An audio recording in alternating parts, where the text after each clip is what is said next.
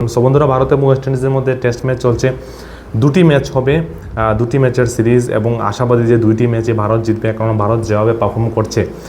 আজকের ডে 2 এবং প্রথম ম্যাচের ডে 2 আছে, কাল থেকে ম্যাচ শুরু হয়েছে, এবং ডে 2তে ভারত যেভাবে ডমিনেট করলো, মানে ভারত চাইছে দ্বিতীয় ইনিংসে আর যাতে ব্যাট করতে না লাগে। 500 বা 600 একটা বিশাল বড় একটা রানের পাহাড় যদি ওয়েস্ট ইন্ডিজকে দিতে পারে, তাহলে কিন্তু ভারতের আর ব্যাট করতে হবে না।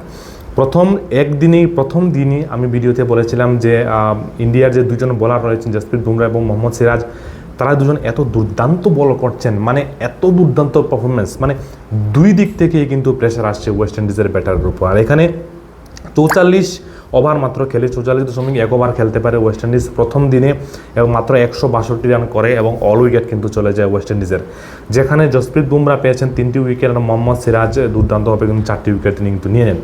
সো এই জায়গা থেকে ভারত ব্যাট করতে শুরু করে 162 রান করে ওয়েস্ট ইন্ডিজ, এবং ভারত ব্যাট করে প্রথম দিকে জেসপাল শুরু করেন। জেসপাল একটু মানে ভালোই খেললেন, 36 রানে একটা ইনিংস তিনি খেললেন 66 স্ট্রাইক রেটে। তার যে ব্যাটিং অর্ডার, তার বিপরীত দিকে তিনি যেভাবে খেললেন, মারমুখী হয়ে খেলেন, কিন্তু একটু স্লো খেললেন, 36 রান করলেন। কেএল রাহুল ওপেনিং নেমেছেন ভাই, আজ গিয়ে আউট হলেন, দুর্দান্ত একটা শতক, মানে সেঞ্চুরি করার পর এটাকে আরও বড় জায়গাতে নিয়ে যাওয়া উচিত ছিল, বাট কেএল রাহুল শটটা মেরেছিল ঠিকই, বাট একেবারে সামনের দিকে কিন্তু ক্যাচটা চলে যায়, জুড়ে গিয়েছিল। বাট 197 বল খেলেন এবং 100 রানে একটা ইনিংস কিন্তু খেলেন। স্ট্রাইক রেটটা এত একটা ভালো নয়, 50.76 স্ট্রাইক রেট। সাই সুদর্শন অনেকদিন পর আবার চান্স পেলেন। সাই সুদর্শন চান্স পেয়েও কিন্তু কিছুদিন করতে পারলেন না, মানে খারাপ লাগলো। ইংল্যান্ড সিরিজেও দেখলাম যে আমরা সাই সুদর্শন এতটা বেশি কিছু করতে পারছে না। আজও 7 রানে কিন্তু এলবিডব্লিউ হয়ে গেলেন সাই সুদর্শন।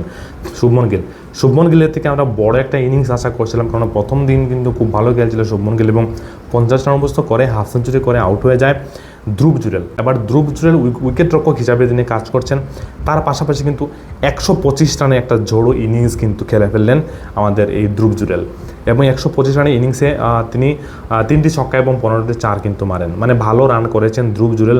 তার পাশাপাশি রবীন্দ্র জাডেজা, ভাই কী বলবো, আজ তো নট আউট গেলেন রবীন্দ্র জাডেজা, 104 রানের ইনিংস খেলেন এবং নট আউট। এবং এই যে টোটাল রান যেখানে ভারতের রয়েছে, ওয়াসি সুন্দর ব্যাট করছেন 9 রানে, আর রবীন্দ্র জাডেজা 104 রানে ব্যাট করছেন। এই জায়গাতে 448 রান ভারত করে 5 উইকেট হারিয়ে, এবং 128 ওভার কিন্তু আজ ওয়েস্ট ইন্ডিজের বোলাররা কিন্তু বল করেন, মানে শেষের দিকে বোলাররা একেবারে ক্লান্ত অবসন্ন হয়ে যান। কিন্তু রবীন্দ্র জাডেজা আর ধ্রুব জুরেলের যে পার্টনারশিপটা ছিল, এই পার্টনারশিপটা ছিল সব থেকে ভালো। আগামী যে মাসগুলো আছে, সেখানে আবার সাউথ আফ্রিকার সাথে আবার ম্যাচ রয়েছে ভারতের। সো ভারত চাইবে যে প্রত্যেকটা ব্যাটসম্যান যাতে সুযোগ পায় ব্যাট করার, এবং আমার মনে হয় কাল ভারত খেলবে এবং 600 আশেপাশে যদি করতে পারে রান, এবং যেখানে 286 রানের লিড নিয়েছে আজ ভারত, এবং এই লিডটাকে যদি 350 প্লাস যদি করে, তাহলে আমি মনে করি যে এটাকে দিয়ে দেওয়া ভালো, বা ডিক্লেয়ার করে দিয়ে দেওয়া ভালো যে ওয়েস্ট ইন্ডিজ কতটা পারবে না। ওয়েস্ট ইন্ডিজের মধ্যে সেই আগে যে পুরনো যে ব্যাটসম্যানটা বা যে দুর্দান্ত মারমুখী বোলাররা ছিল, তারা কিন্তু ওয়েস্ট ইন্ডিজের টিমে এখন নেই।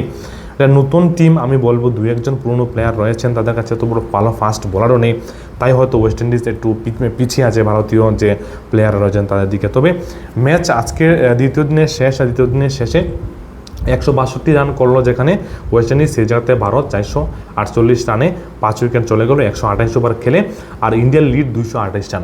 তো কাল থেকে শুরু হবে ম্যাচ, দেখা যাবে কাল কী হয় না হয়। আমার মনে হয় রবীন্দ্র জাডেজা একটু মারমুখী হয়ে খেলবেন, এবং তাড়াতাড়ি তিনি 150 রানটা পূর্ণ করার চেষ্টা করবেন। 200 রান রবীন্দ্র জাডেজা ভাই খেলছেন, হয়তো 200 রানও কাল করে নিতে পারেন, তবে দেখা যাক কী হয়। বন্ধু, আমাদের ভিডিও ভালো লাগলে লাইক, শেয়ার এবং ফলো করতে অবশ্যই ভুলবেন না। আপনাদের কমেন্ট অবশ্যই কমেন্টে লিখে যেতে বলবেন না। আর আপনি যদি ভারতীয় দর্শক হয়ে থাকেন, তাহলে ভারত জিতবে না কী হবে, এবং সবথেকে important comment Ravindra Jadeja double century করবেন কিনা, এটা অবশ্যই কমেন্টে লিখে যেতে বলবেন না। Thank you so much.